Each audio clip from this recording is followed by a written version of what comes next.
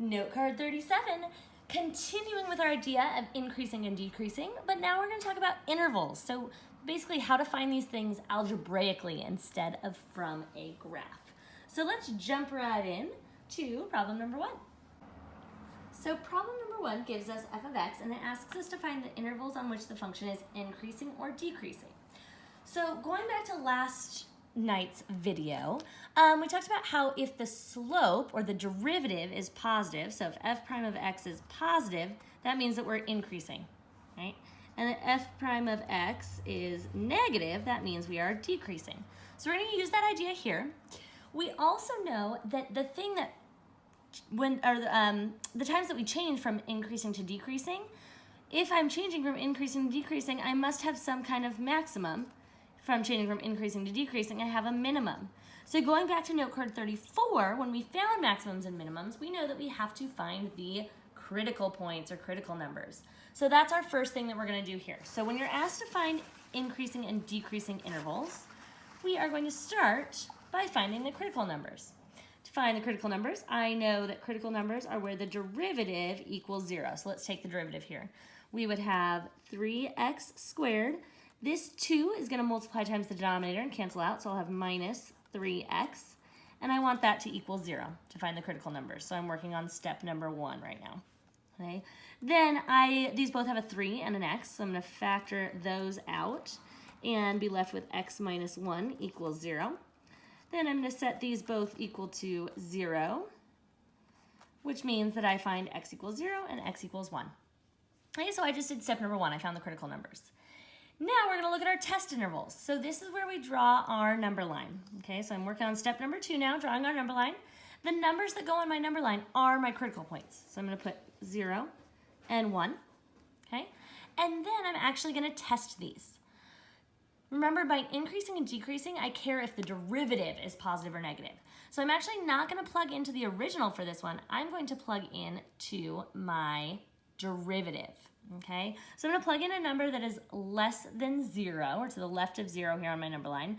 So I'll plug in negative 1 to my derivative here. I'm going to plug in this one. So if I plug in negative 1, I would have negative 3 times negative 2, which would give me a positive. Okay, and we're going to set up our number line like this because it's going to help us later. That's f prime of x. So then we'll say that f of x, if it's positive, that means that it must be increasing. So I'm going to draw that arrow there. This will, again, help us later when we're actually drawing these graphs. Then we're going to plug in something in between here, so like 0.5 or 1/2. If I plug that in there, I would have a positive value times a negative value, which would give me a negative. And then I'm going to plug in 2. And 2 would give me a positive times a positive, which would be positive. Then I know that my negative derivative means that my original is going down, or decreasing, and then I'm going up. Okay, so I just did part 2 and part 3, right? I put my critical numbers on my number line, I tested these, and I figured out what that meant in terms of slope. Okay, now I can just write out my answer. We were asked for the intervals for increasing and decreasing, so I have to say both. So I'm going to leave my number line here and erase this work up here.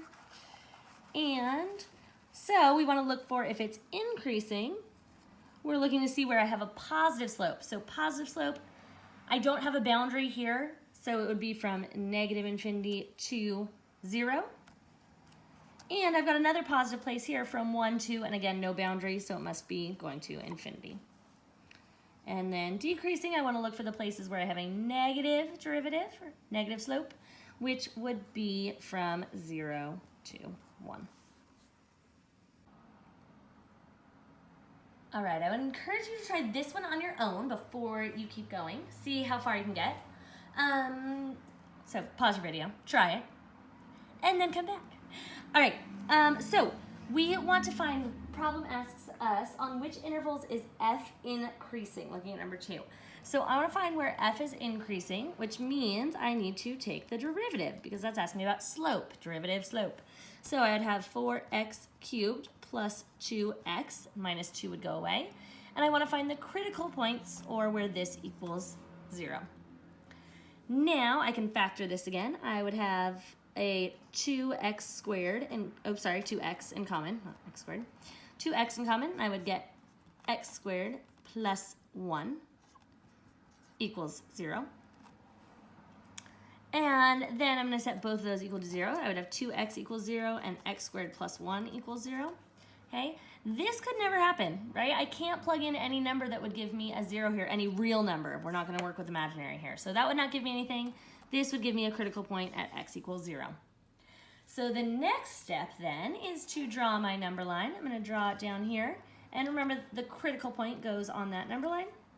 And then I'm going to test to see if f prime of x is positive or negative. So I want to plug it into this right here, my derivative. Okay, so a negative number, if I plug that in, I would have a negative times a positive, which would give me a negative, which means I'm going down or decreasing. And then if I plug in a positive number like 1, right, something to the right of 0, I would have positive times positive, which gives me a positive, which means this is increasing.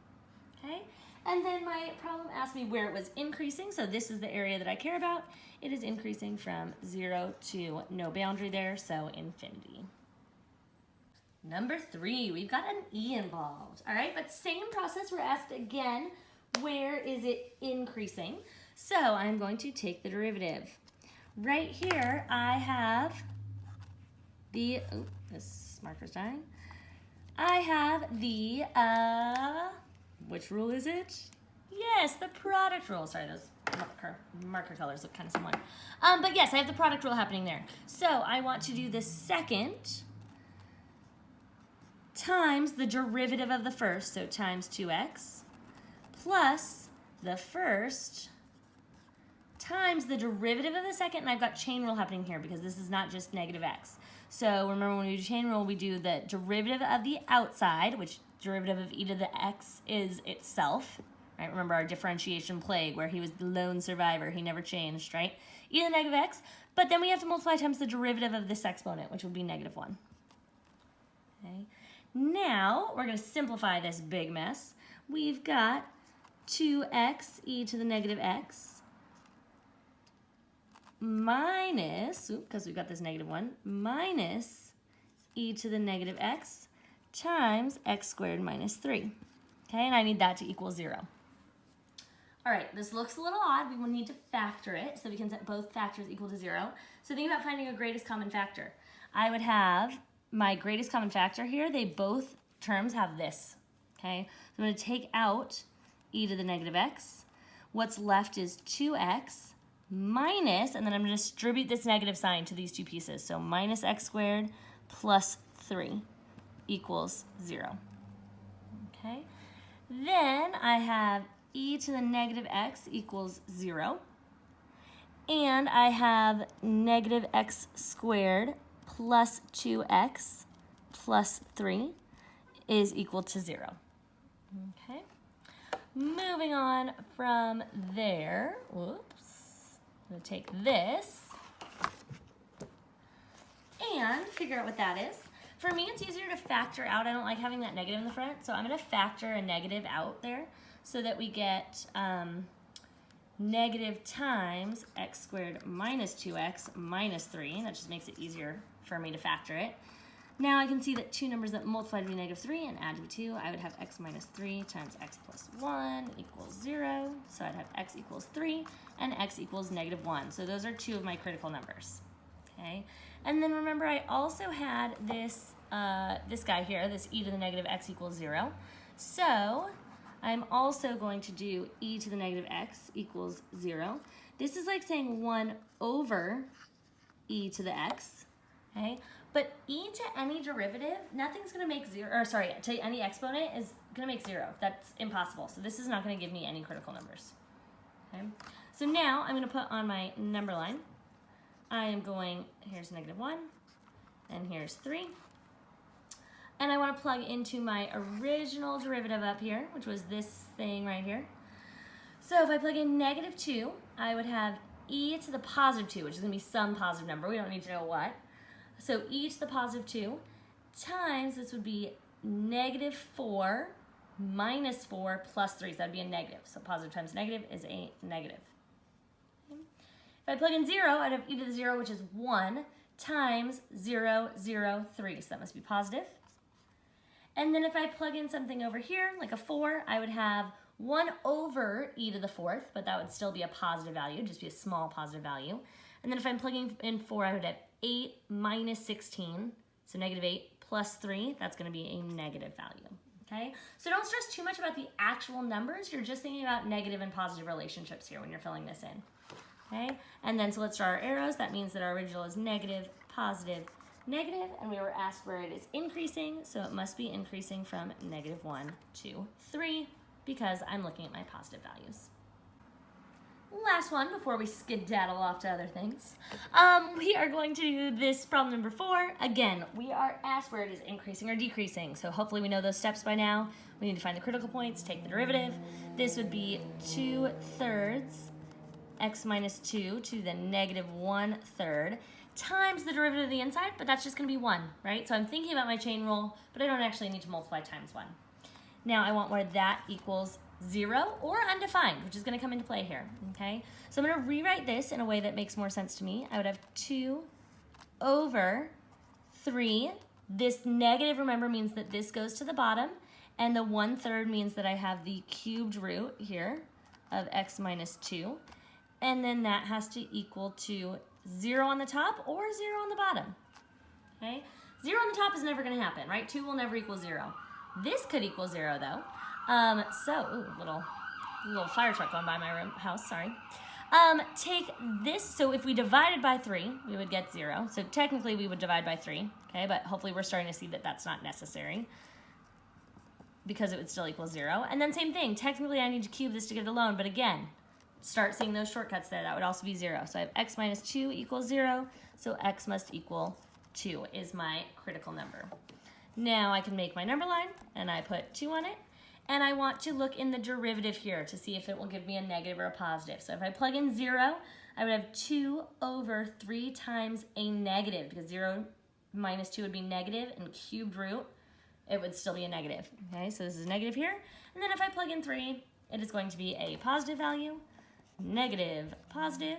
I was asked for both intervals, so I'm going to say increasing is from 2 to infinity, my positive area, and then decreasing is from negative infinity to 2. Okay. Last thing, I kind of have forgotten this in number 1 and number 4, so let's talk about it really quickly. It says justify, okay? So you will have to show all this work here, but you could also make your answer stronger, and should make your answer stronger, by saying that it's increasing from 2, so here I'll write out my full answer, increasing from 2 to infinity because the derivative is greater than 0. And then so we would say it's decreasing from negative infinity to 2 because the derivative is less than 0. It's negative. Okay, so that's a stronger way to justify it that you should include in your answer anytime you're asked to justify. And that is it for tonight. I will see you guys tomorrow.